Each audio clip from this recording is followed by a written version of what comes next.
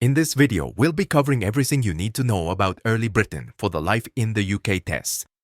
During the Stone Age, the first people to live in Britain were hunter-gatherers. They were able to come to Britain via a land bridge that connected it to mainland Europe. Around 10,000 years ago, this land bridge disappeared, and Britain became permanently separated by the sea. The first farmers arrived around 6,000 years ago, most likely from Southeast Europe. These farmers built houses, tombs, and monuments. Two famous sites that still stand today are Stonehenge in Wiltshire and Skara Brae on Orkney off the coast of Scotland. Stonehenge is a well-known arrangement of giant stones, while Skara Brae is a well-preserved prehistoric village. The Bronze Age started around 4,000 years ago. As the name suggests, this was a period when people started using bronze for tools and weapons. People of the Bronze Age lived in round houses. They buried their dead in tombs called round barrows. Following the Bronze Age was the Iron Age, when people started making tools and weapons out of iron.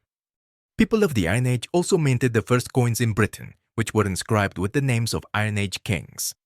They continued to live in round houses, which were grouped into settlements called hill forts. Maiden Castle is an impressive example of a hill fort that can still be seen today. The language spoken during this period was part of the Celtic family.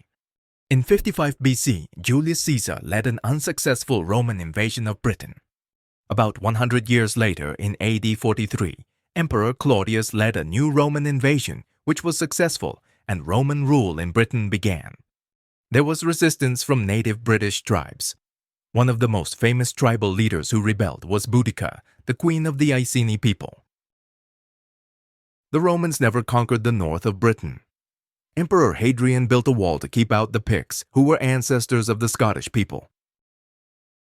The forts of Housesteads and Vindolanda along Hadrian's wall can still be seen today.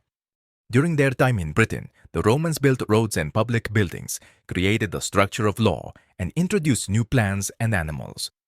The Romans left Britain in AD 410 after being there for around 400 years.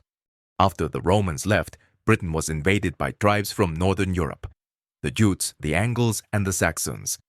By AD 600, Anglo-Saxon kingdoms were established in Britain. Sutton Hoo is a famous burial place for an Anglo-Saxon king, who was buried with his treasure and armor in a ship under a mound of earth. During the 3rd and 4th centuries, Christian missionaries arrived to preach about Christianity. Three of the most famous missionaries were St. Patrick and St. Columba from Ireland and St. Augustine from Rome. St. Augustine later became the first Archbishop of Canterbury. The Vikings first arrived in AD 789 from Denmark, Norway, and Sweden.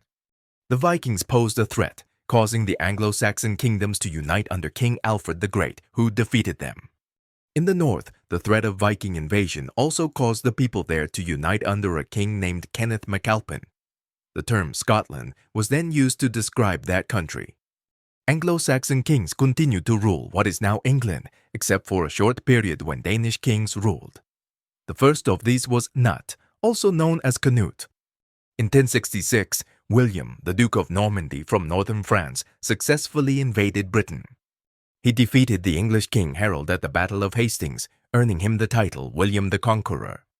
This battle marked the last successful foreign invasion of Britain. The battle is commemorated on an impressive embroidery called the Bayeux Tapestry, which can still be seen in France today. William the Conqueror also compiled a detailed survey of all the people, land, and animals in England.